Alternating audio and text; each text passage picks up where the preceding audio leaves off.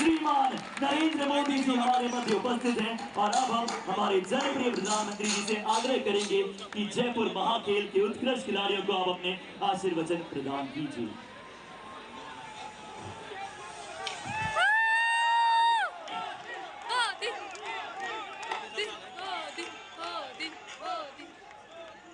जयपुर ग्रामीण के सांसद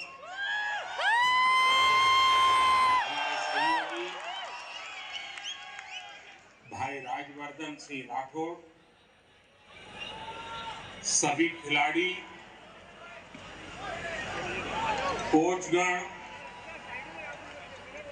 और मेरे युवा साथियों,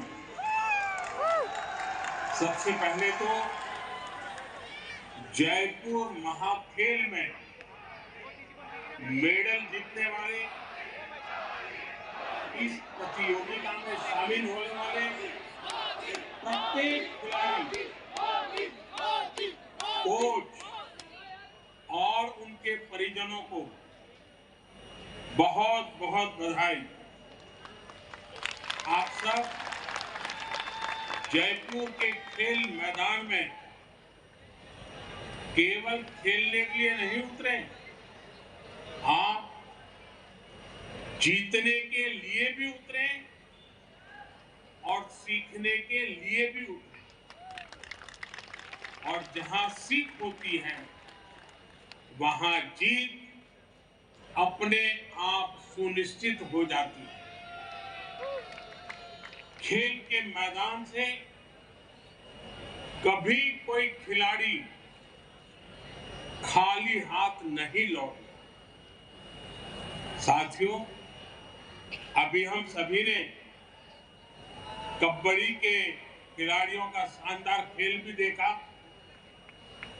मैं देख रहा हूं आज के इस समापन समारोह में कई ऐसे चेहरे मौजूद हैं जिन्होंने खेलों में अंतर्राष्ट्रीय स्तर पर भारत का नाम रोशन किया। एशियन गेम्स के मेडलिस्ट रामसी दिख रहे हैं, ध्यानचंद खेल रत्न से सम्मानित पैरा एथलीट भाई देवेंद्र झांझड़िया दिख रहे हैं, अर्जुन अवार्डी साक्षी कुमारी और अन्य सुनहरे खिलाड़ी भी हैं। यहाँ आए खेल जगत के इन सितारों को जयपुर ग्रामीण के खिलाड़ियों का उत्साहवर्धन करते देख मुझे बड़ी प्रसन्नता हो रही। साथियों, आज देश में खेल प्रतिस्पर्धाओं और खेल महाकुंभों का जो सिलसिला शुरू हुआ है वो एक बड़े बदलाव का प्रतिबिंब है। राजस्थान की धरती तो अपने युवाओं के जोश और सामर्थ्य के लिए ही जानी जाती है। इतिहास गवाह है, इस वीर धरा की संतान ने रणभूमि को भी अपने शौर्य से खेल का मैदान बना दिया। इसलिए अतीत से लेकर आज तक जब भी देश की रक्षा की बात आती है तो राजस्थान के युवा कभी किसी के पीछे नहीं होते। यहाँ के युवाओं के इस शारीरिक और मानसिक सामर्थ्य को विकसित करने में राजस्थानी खेल परंपराओं का बड़ा योगदान रहा। सैकड़ों वर्षों से मकर संक्रांति पर आयोजित होने वाला खेल दड़ा हो या बचपन की यादों से जुड़े सितोलिया, रुमाल जपटा जैसे परंपरागत खेल हो, ये राजस्थान की रग रग में रचे बसे। इसलिए इस राज्य ने देश को कितनी ही खेल प्रतिभाएं दी, कितने ही मेडल देकर तिरंगे की शान को बढ़ाया है। और आप जयपुर वाले ने तो, आपने तो सांसद भी ओलंपिक पदक विजेता चुना है। मुझे खुशी है कि राजवर्धन सिंह राठौड़ जी, उनको देश ने जो दिया उसे वो सांसद खेल स्पर्धा के जरिए नई पीढ़ी को लौटाने का काम कर रहे हैं। हमें इन प्रयासों को और विस्तार देना है ताकि इसका प्रभाव और भी व्यापक हो। जयपुर महाखेल का सफल आयोजन हमारे ऐसे ही प्रयासों की अगली कड़ी है। इस वर्ष 600 से ज्यादा टीमों का 6,500 युवाओं का इसमें भाग लेना इसकी सफलता का प्रतिबिंब है। मुझे बताया गया है कि इस आयोजन में बेटियों की भी 125 से ज्यादा टीमों ने हिस्सा लिया है। बेटियों की ये बढ़ती हुई भागीदारी एक सुखद संदेश दे रही।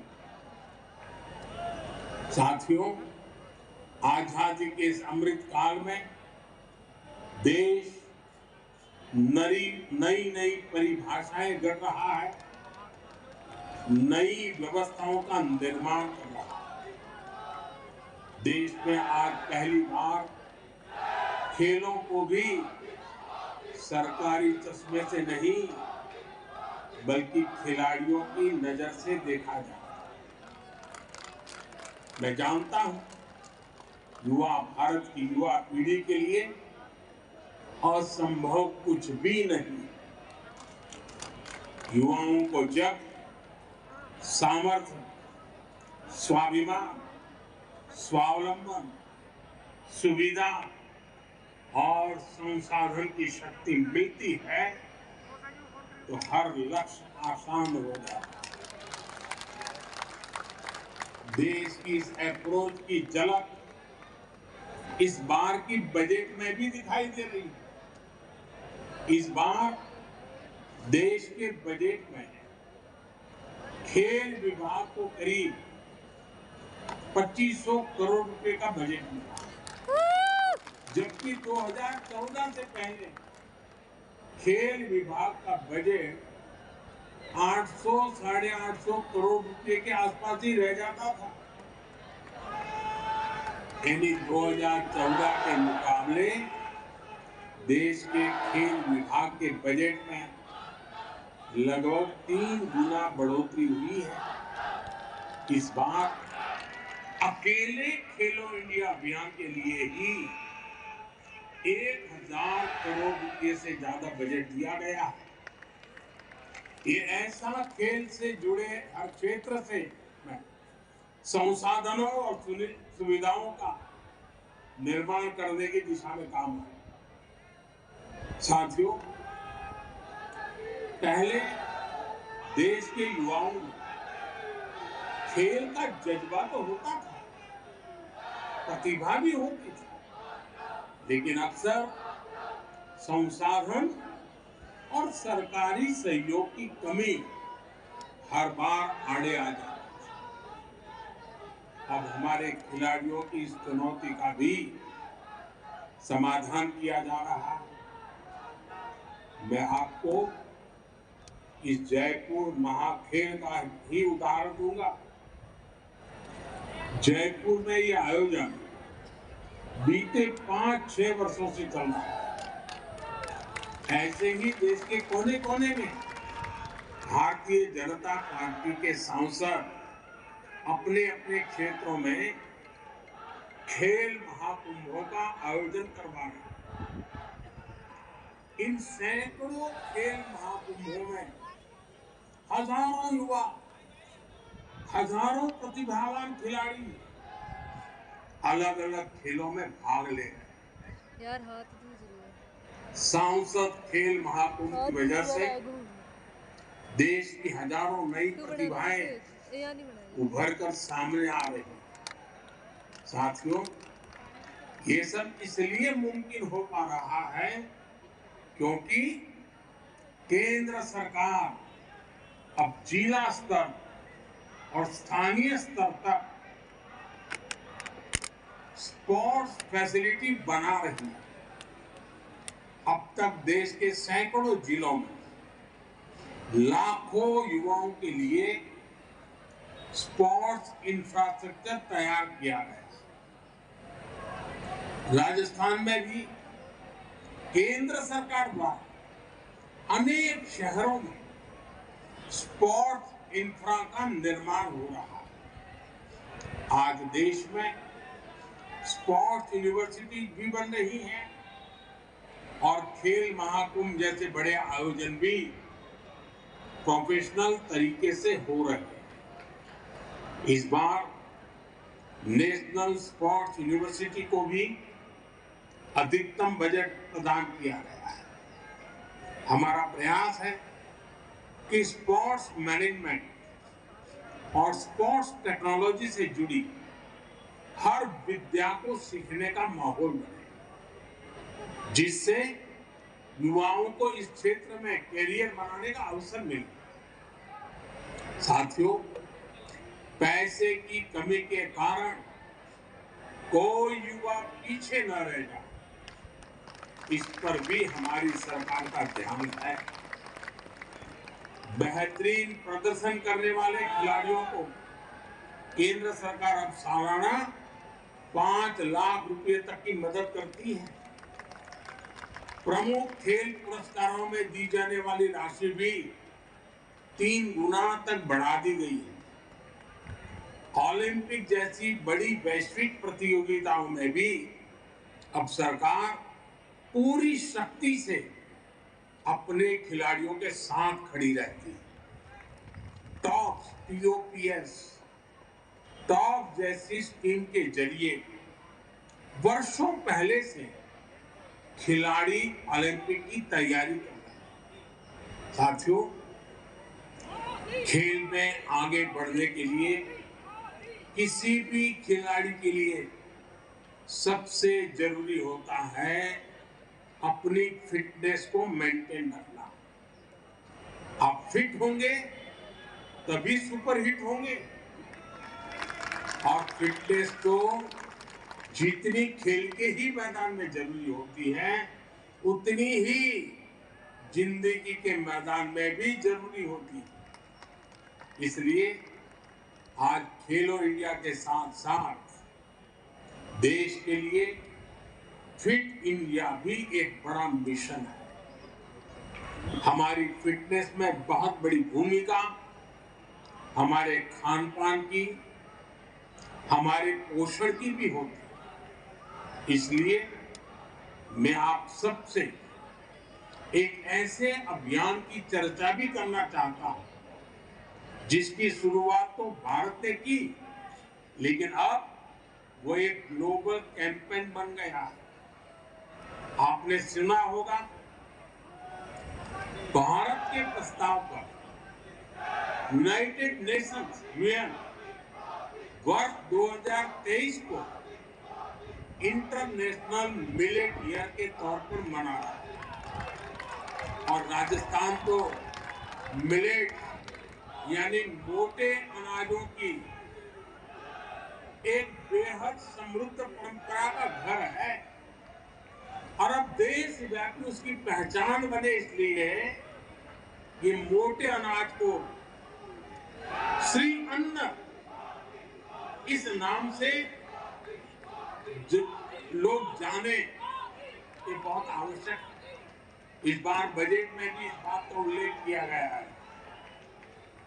ये सुपर फूड है, ये श्री अन्न है, और इसलिए राजस्थान का श्री अन्न बाजरा, श्री अन्न ज्वार, ऐसे अनेक मोटे अनाज ये श्री अन्न के नाम के साथ अब जुड़ गए हैं, इसकी पहचान है।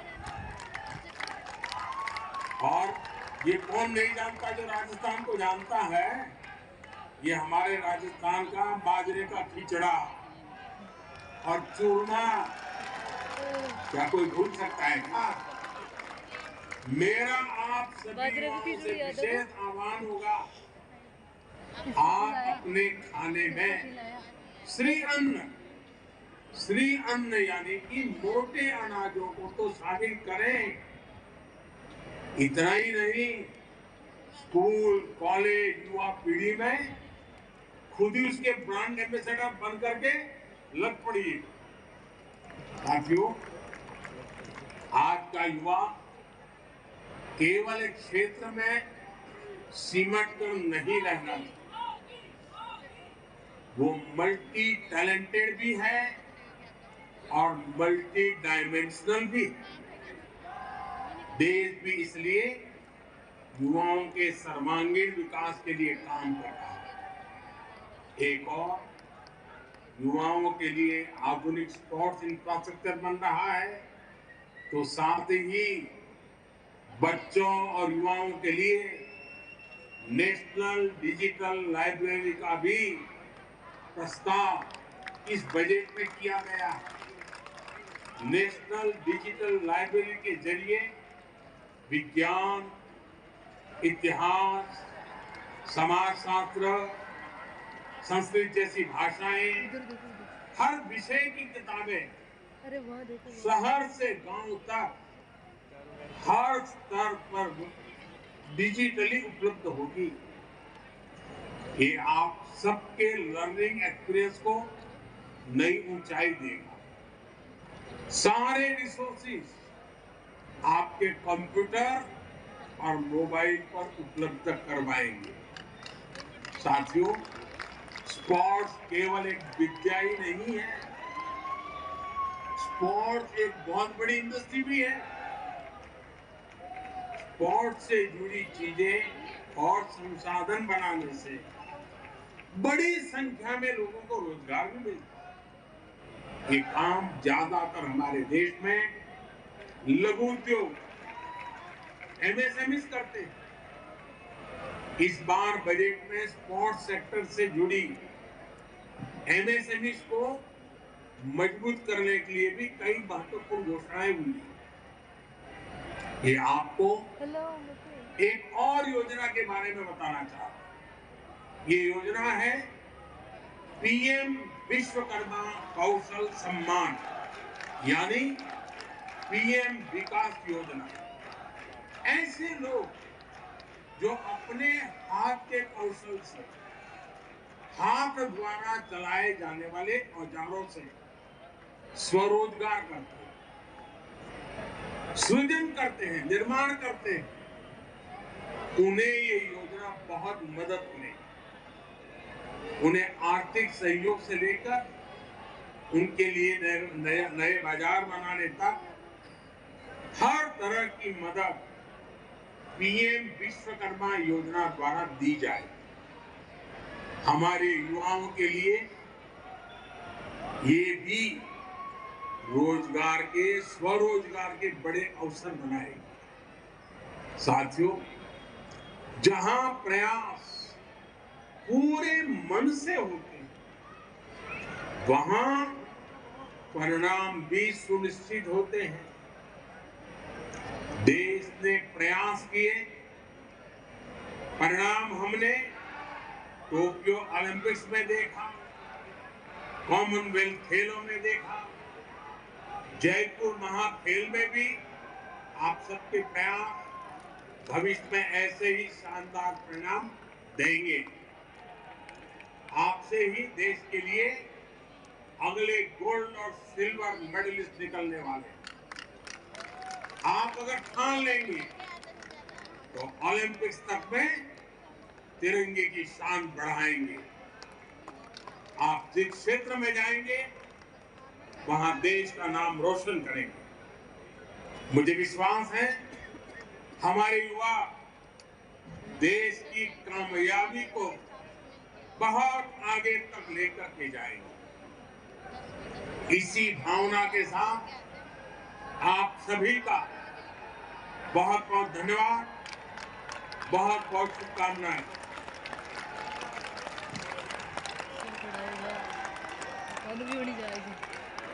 और चलिए हम तहे दिल से धन्यवाद करते हैं हमारे